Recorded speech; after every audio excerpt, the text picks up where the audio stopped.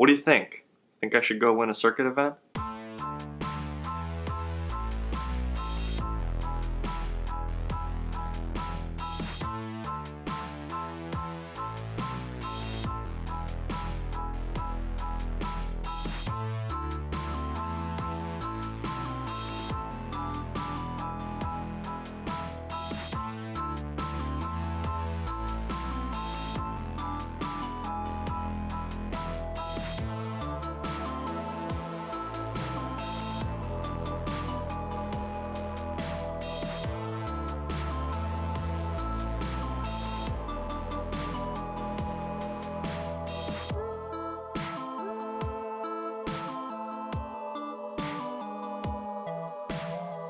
Okay guys, no joke.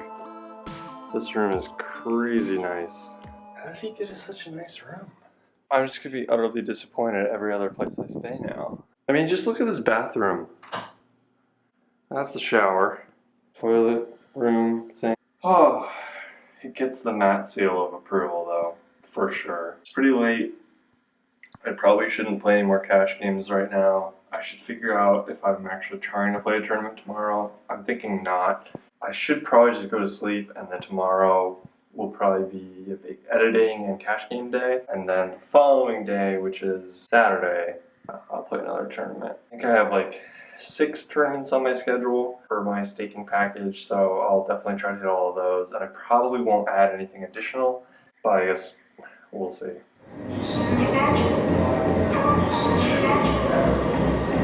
So I just got back from a run, ran into a guy I was playing with at the table last night. Pretty weird. I mean, I didn't play any big hands with him or anything, so it could have been much more awkward than it was, but always very strange seeing people that you don't know outside of poker. I'm in the Airbnb that we're going to be in for a couple of days. We just got out of Borgata today. Then after that, I think we're going back to Borgata for a day, then Harrah's for 3 days, and then I want to say Bally's for a day, and then maybe back to Borgata. I have to double check, but now I'm about to go head out after posting this vlog, and I'm gonna go play some cash games at the Borgata. Let's go.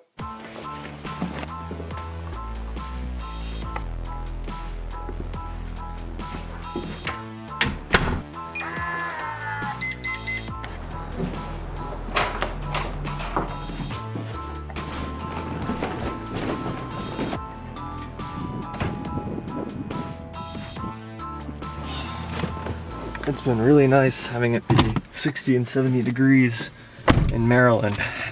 And so now being here and it being like 30, not cool.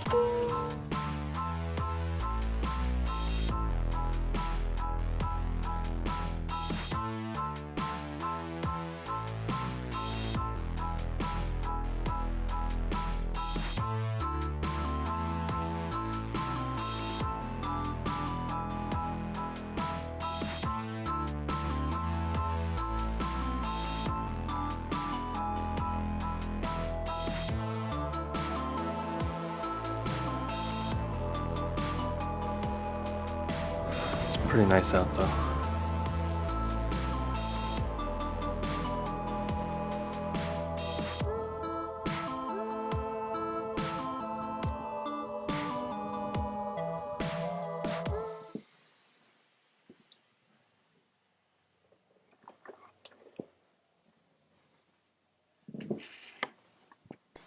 Still in Atlantic City. We got a monster stack today. It's not really a monster stack, it's double the normal starting stack and the same structure as all the other events. We'll see how it goes. I'll try to give some updates from inside on break, but I did a really bad job of that last time, so if not, I'll try to, just let you know how it goes after.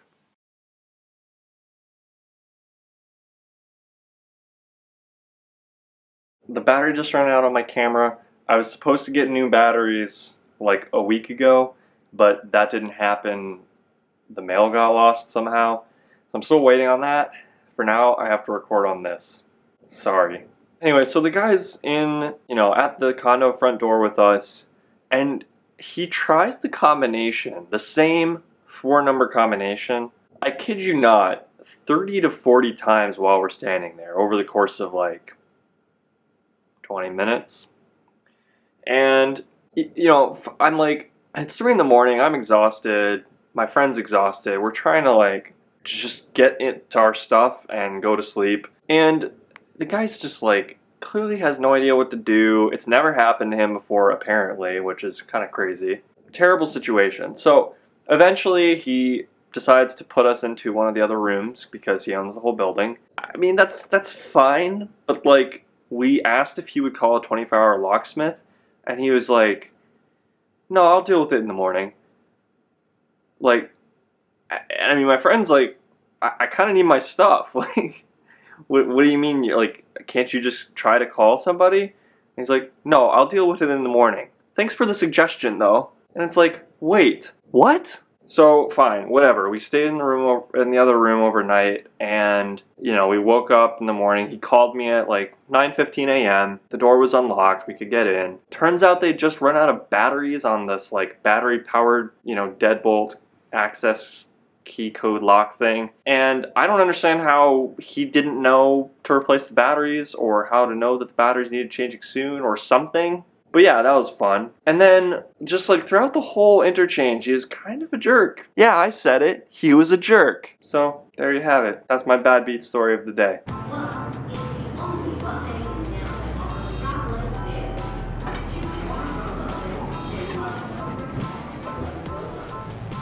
It's freezing in here. And I know it's cold and windy outside, but I need to go get my stuff from the garage. Went straight in today to play the tournament, and then played cash for a long time. It's like 5 a.m. now or something. We're at Harrah's for like the next 2 nights, so just gonna go bring my stuff in. And still booked another loss today, which is annoying, but it's very small, particularly relative to the last couple of days. So,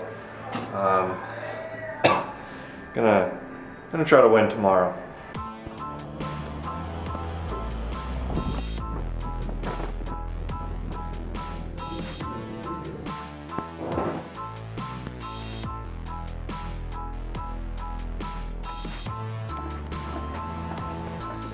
Way at the end.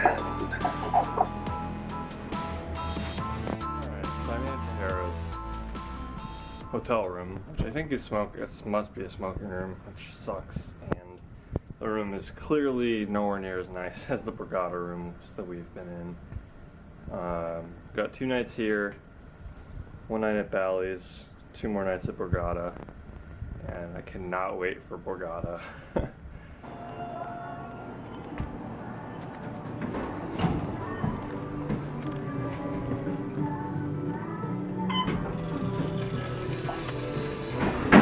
Going to meet up with a friend now who lives in Jersey and he's coming out. His name is James. I don't know if he'll want to be in the vlog, but we'll see. Yeah, this is James. Yo, what's up? We don't know where we're going. Yeah, we're going to the Boardwalk. I was trying to decide we're going to the Boardwalk? We're going to freeze our ass off before we get there. Oh, do we need the car then? Borgata. Oh yeah, we're going to Borgata Yeah, okay, first. there you go. Then maybe we'll get the car later.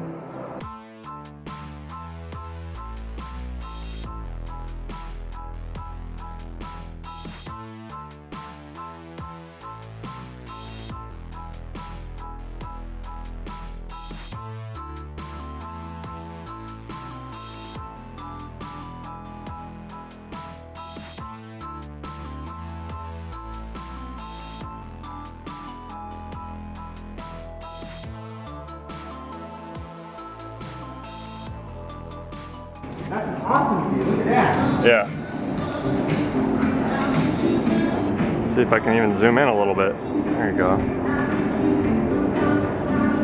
And then that's the bridge to Brigantine over there.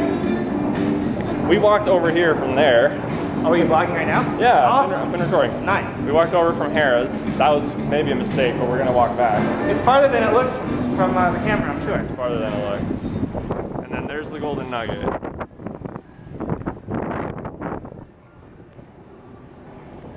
And of course the escalator's not off. No, we didn't take enough break yesterday. Can't afford it.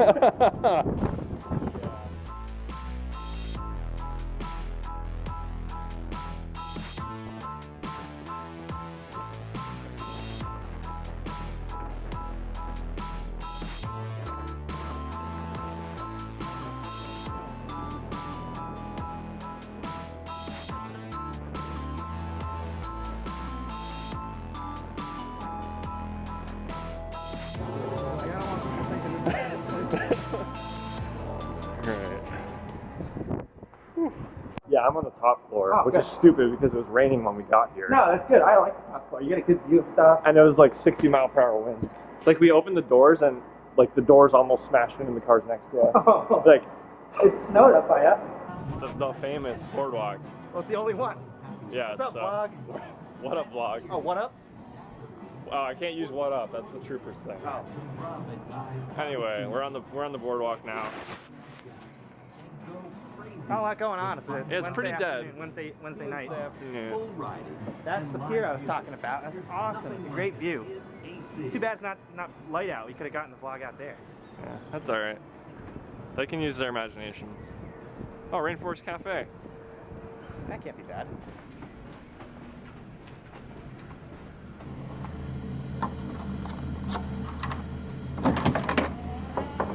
At Harrah's now. It's Thursday. Gonna play another 365 today, and then either tomorrow or Saturday, depending on how I do in this one, will be the main. We're checking out of Harrah's today, checking into Bally's for just one night, and then we've got our last 2 nights at Borgata, unless I do well in the main. If I do well in the main, I'm gonna just book another room, probably back at Harrah's just for the convenience. Right now, I gotta finish packing up this mess, and then I will head downstairs, meet up with James, probably grab a quick bite to eat. I don't want to register too late for the tournament, so we'll see. By the way, pretty reasonable view out this way. Our last couple of hotels, not so much. Oh, not too bad.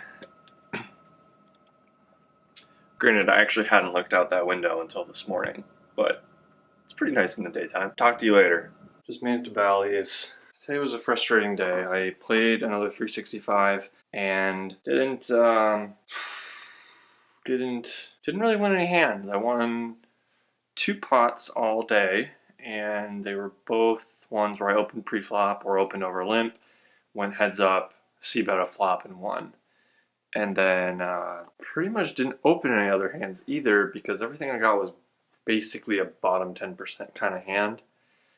So not the best showing. I ended up getting moved tables, maybe halfway through day 1. Got moved to a table with Jamie Kerstetter, Dennis Phillips, and then like 2 or 3 other pretty strong circuit grinders. So the spots for me to pick up and shove profitably weren't very many, and I was still getting no hands. One interesting spot where actually Jamie's boyfriend Chris was at the table too. So Chris opens like middle position, Jamie 3-bets. She 3-bets the cutoff. I'm on the button with ace jack offsuit. I have like 9 big blinds, and this is by far the best hand I've seen all tournament, which is like only 5 hours, but still. I ended up folding, and somebody got it in against her, and she had 10s, and they held up. I would have won, not to be results oriented, but you know, that always puts a little bit of a sting on it. A couple orbits later, I have like 8.5 big blinds. Jamie open raises the hijack. I'm in the cutoff with ace-9 off. I shove, folds back around to her, and she calls off with pocket jacks and holds again. So, I mean, I think it's a pretty standard spot to reship. My stack's not getting any bigger by itself. If she has like 8s there and we can get into a flip, that's a pretty stellar scenario in my book, especially on a toughish table. Like, I'm not going to find a lot of spots to just open ship the button or the cutoff or something. I'm going to end up with a lot of really gross spots, and you know, unless I started picking up some hands, I was going to just blind out soon. So I think the whole day was pretty okay. I think the most frustrating part about it was not so much being card dead as being like spot dead. My first table was really good, but I didn't even pick up like speculative hands. It was all like 8-4 off, 9-deuce off, etc. There wasn't a lot I felt like I could do, so I busted. My friend Chris went a little bit deeper than I did, but he didn't cash either. Tomorrow is the first day of the main event. I am playing the main event. I'm just firing 1 bullet. I could wait until Saturday to play. Tomorrow's Friday. But I feel like I kind of just want to play and then have a day off if I make it to day 2. 10 or 11 p.m. now. I should probably go to bed soon. Are you serious? Air just turned on. It's already like warm in here. Alright.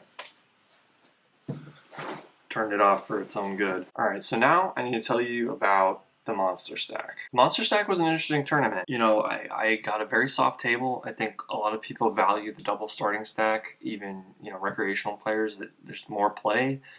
They probably don't get knocked out quite as quickly on average. But by the same token, you know, having double the starting chips feels very significant in level 1, level 2.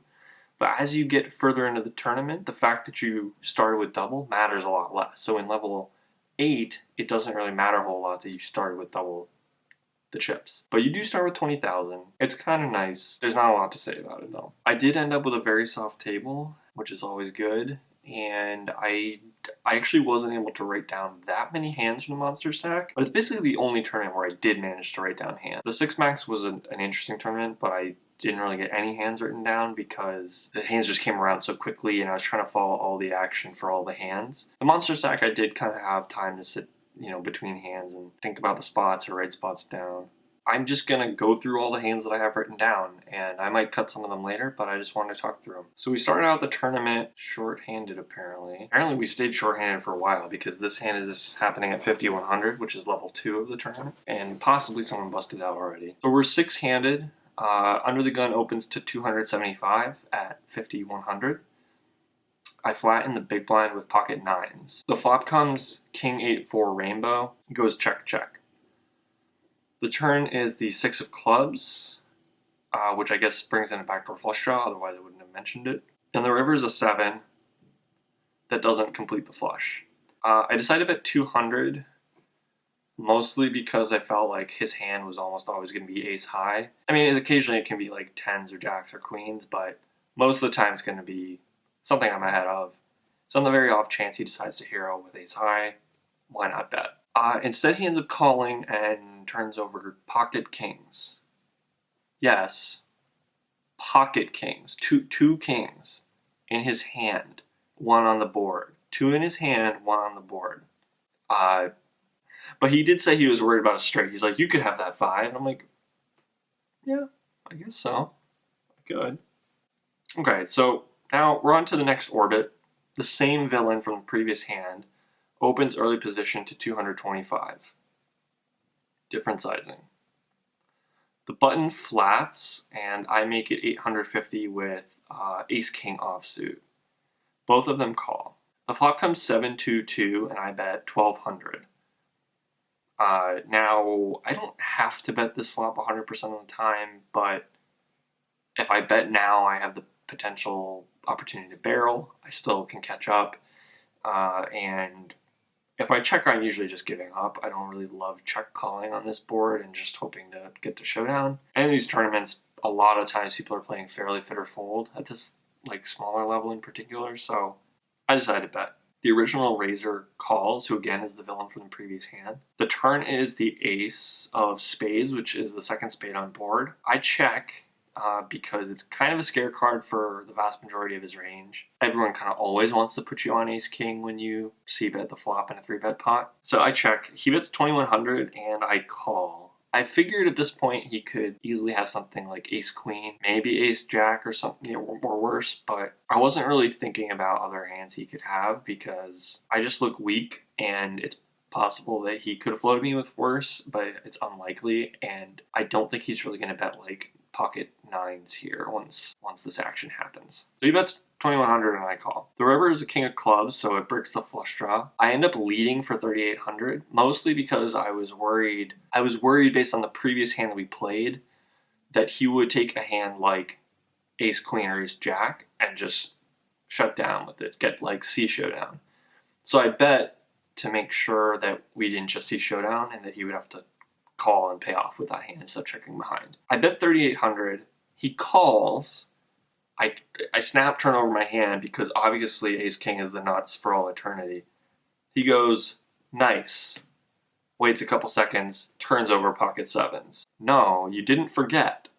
A 7 is on the flop, along with 2 deuces. So really, he flops the super world and makes pretty much the absolute minimum and kind of slow rolls me in the process. It's sort of weird because it's like, again, he sort of saw monsters under the bed where he, like, when I led the river, he was like, you can have aces and kings. Like, yeah, but I can also have ace king and I can also have ace queen.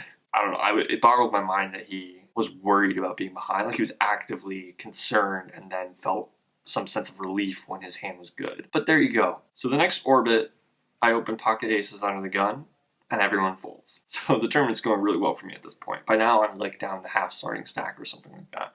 It should be even less. We're now on to the next level. It's 100, 200 with a 25 ante. And I've built back up to around 20,000 from being down to 10,000 from the 20,000 starting stack. Now I know that's confusing. I know I didn't really talk about the hands where I won. It was kind of rapid fire, which is why I didn't end up writing them down. What ended up happening was I started flatting a lot in position when I saw how straightforward the table was playing, and I made a few hands, basically. I picked up a flush, I made a straight, and I got at least 2 straights on both. So I ended up chipping up back up to around 20,000. So I end up opening pocket 5s in early position to 525. Now I think we're either 8 or 9-handed now at a 10-handed table, so this is like, it could be a fold, but I think on this table there's just so much room to make value when I either c-bet and take it down, or I flop a set and make some value. I think it's pretty much mandatory open. So I made 525, both the small blind and big blind call. Every single street ends up checking around, and the board run out is king, queen, queen on the flop, then a jack, then a 7. It's all full rainbow. The very next hand after pocket 5s, I open under the gun with pocket 10s, again to 525. It folds around to the big blind, who calls. He's a young Asian guy and fairly passive pre-flop, reasonably tight, like not crazy tight, a little bit tight facing raises, and he hasn't really opened much, if at all. The flop comes king 7 deuce with 2 spades. He checks. I could bet here to both get value from some flush draws and 7x, and to sort of protect my hand against like random ace high, queen high, jack high type stuff. But I did decide to check behind, and pretty much planning to call at least 1 street if he were to lead their turn, and evaluate later streets. The turn is the 8 of clubs, and instead of betting, he checks, which is a little surprising. I think now it's pretty much a mandatory bet, just because he's almost never ahead of us when he checks the turn, and now I can kind of get thin value against a few more types of hands. I bet 500, which is a little bit smaller than my pre-flop raise, but I think pretty reasonable sizing. He like instantly makes it 1100, which is a little bit more than a min raise. It's like 2.2x or whatever. I decided that my read from him checking the turn was probably still valid here. That even though it's kind of a weird line, and yes he check raised the turn, it's kind of hard for him to really have a value hand. Like, is he really going to check this board with like a set on the turn or even a king? I didn't think so. So I called. The river was a queen, which didn't complete any flush draws, and he bets 2,300 again pretty quickly. Now I thought like there was a small chance he could have king queen, and he just decided to play it super weird, and then he makes 2 pair on the river, so obviously he bets again. But I felt like the whole line was pretty inconsistent. It sort of fell apart on the turn when he checked, because there's just so few value hands that he's going to feel comfortable checking there, I think. I started to cut out the chips, and this is something I do occasionally. I started to cut out the chips while sort of watching him in my peripheral vision, mostly to get a feel for how he was going to react. If he stayed motionless and didn't really fidget or anything, it's like, well, that doesn't necessarily give me any information. It does kind of slightly lean him more toward potentially having it, but I was still probably going to call. But I cut out the chips, in an obvious way. Like, I'm cutting out the right amount to call. I'm doing it at a reasonable pace. It doesn't look like I'm looking for a read, really. But as I'm doing this, he's sort of very, like, rigidly, I'm trying to think of the right word. It's really hard to describe the, like, physical mannerisms that people use, but it was sort of, like, his head was on a swivel. It was almost robotic. And he was just, like, shot down and looked at what I was doing with my chips. And instantly, I felt way more comfortable. I mean, not even more comfortable, but I felt, like, from 80% confident I had the best hand to like 99% confident I had the best hand.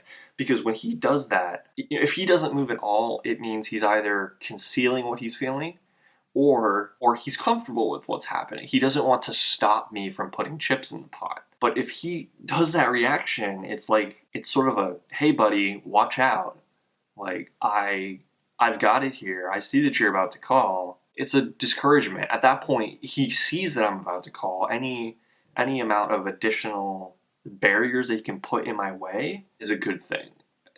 This isn't conscious. Nobody's like, I'm going to turn my head and try to discourage him from calling. Like, I don't think anybody's like got that going through their mind, but they do have this unconscious urge to appear, to just discourage the action. They're just trying to slow me down at that point. It's not really a looking strong or not looking strong kind of thing. It's more of a, it looks like I'm about to do something. What can I do that's sort of, it's either like an interesting, like, I see that you're doing that. That's interesting to me. I don't really want that to happen, so I'm paying close attention. But also sort of a, let me do something that kind of gets in the way of this process that's happening. So I end up, basically immediately calling after that, and he has ace-9 offsuit, and I take it down with third pair.